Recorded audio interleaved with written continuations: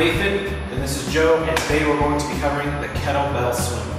So, when you start with the kettlebell swing, right, it's always good to make sure that your posture is in line and that your core is activated. You go ahead and pick up your weight just like you would in deadlift, making sure that we're setting our hips back, keeping that core nice and tight, back nice and straight. Go ahead and lift the weight up, okay? And to get this movement started, we're going to send the hips backward and keep our weight on the heels, okay? It is the forward and upward thrust of the hip that creates the power needed to bring the kettlebell up. Now, Joe is doing what we call a Russian kettlebell swing right now, and this is great for beginners. This is great for even heavier weights because we're still developing the posterior chain and making our hips and glutes and stronger as we're learning to develop power. As we get stronger in the movement, we can go all the way overhead in what we like to call an American kettlebell swing.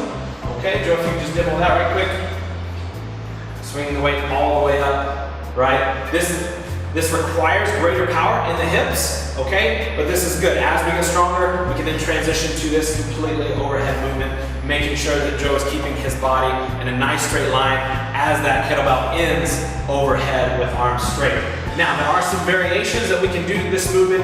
You can do one-arm kettlebell swings. You can do kettlebell snatches, right? And one of the differences you might see is people who bend their elbows, right? Or people who keep their elbows straight as they're going up. Neither of these are wrong. It just depends on what you're trying to achieve in the movement. Now, shrugging will obviously use a little more shoulder, okay, in conjunction with the hip, but it is often faster because you're not following as large of an arc in the swing.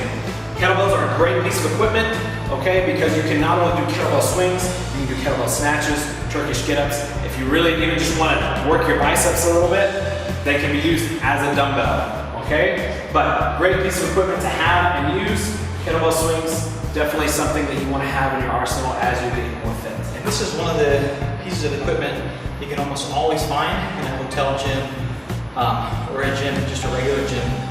And you can just find these laying around and pick these things up between kettlebell swing, Turkish get-up, snatch, double snatch, all that. You're going to get a great workout with this once you learn to do them.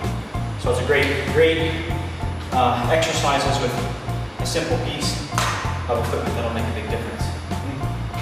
Thank you for your time.